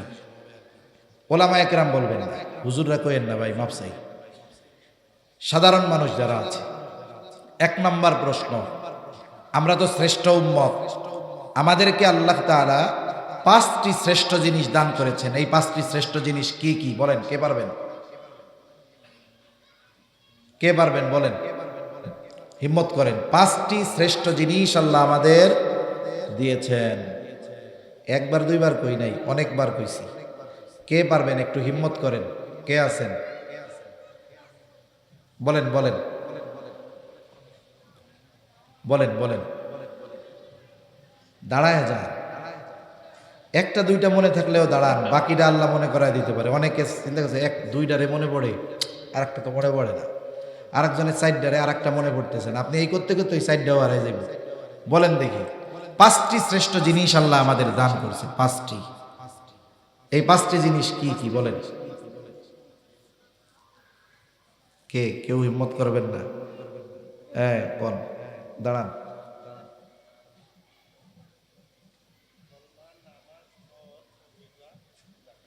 এটা হলো ইসলামের 5টি ভিত্তি। 5টি শ্রেষ্ঠ জিনিস আল্লাহ দান করেছেন আমাদের। বলেন এই 5 শ্রেষ্ঠ জিনিস কি কি? তাও তো উনি খাড়াইছে সাহস করে। বলেন বলেন, কে কে আছেন পারবেন? এবার সবার মধ্যে, এবার আর খাস করলাম না কারো জন্য, এবার আম ভাবে আলেম ওলামা যে হোক, কে পারবেন 5টা জিনিস বলতে? হ্যাঁ কোন? আরে সাহস করে কোন না, বলেন।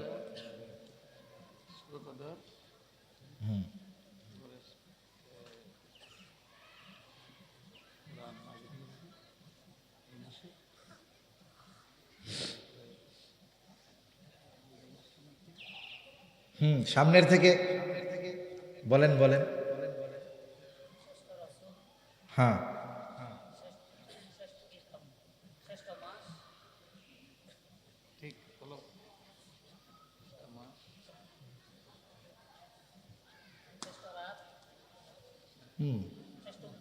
শ্রেষ্ঠ দিন। এই তো ভাই পারছে, হয়ে গেছে, আলহামদুলিল্লাহ। এরপরে রমজান মাস, এটা শ্রেষ্ঠ মাস। শ্রেষ্ঠত্বের অনেকগুলো কারণ আমরা বলছি, এর মধ্যে কমপক্ষে 5টা কারণ বলেন রমজান মাস শ্রেষ্ঠ কেন।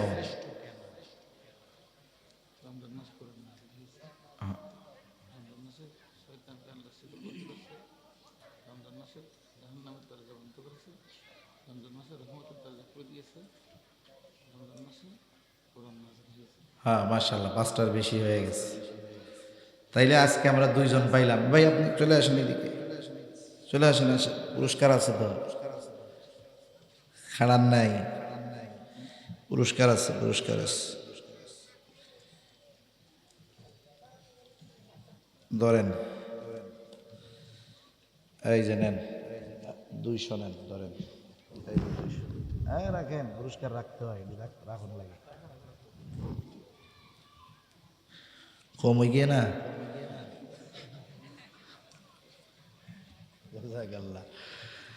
তাহলে দেখেন মূল বিষয়টা হলো কি, এরা আয়োজন করলো এত কষ্ট করে, আমি নিয়ত করছি প্রায় জায়গায় এখন করতে হবে এটা, এনরা আয়োজন করছে, আমি এতক্ষণ ধরে কইলাম মানুষ কতটুকু নিল এটাও জাস্টিফাই করার দরকার। আমি জানি অনেকে আছে জেহেনে আছে, জবানে আসে না। অনেক সময় হয় না, জেহেনে আছে কিন্তু জবানে আসে না।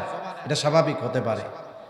এতে কি হবে? এতে আগ্রহ হবে, একটা খেয়াল ভালো থাকবে। পুরস্কার কোনো বিষয় নয়, মূল পুরস্কৃত তো আল্লাহ তাআলা আমাদের ওই দিন করবেন যেই দিন আমরা এই কথাগুলোর আলোকে আমল করে জাহান্নাম থেকে বেঁচে জান্নাতে যেতে পারবো, ঠিক কিনা? আল্লাহ তাআলা আমাদের কথাগুলো কবুল করুক।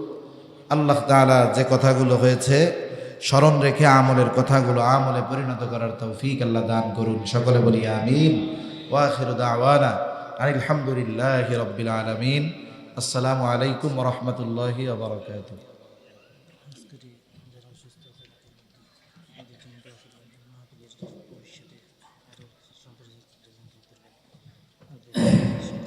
সম্মানিত উপস্থিতি, আলহামদুলিল্লাহ, আলহামদুলিল্লাহ।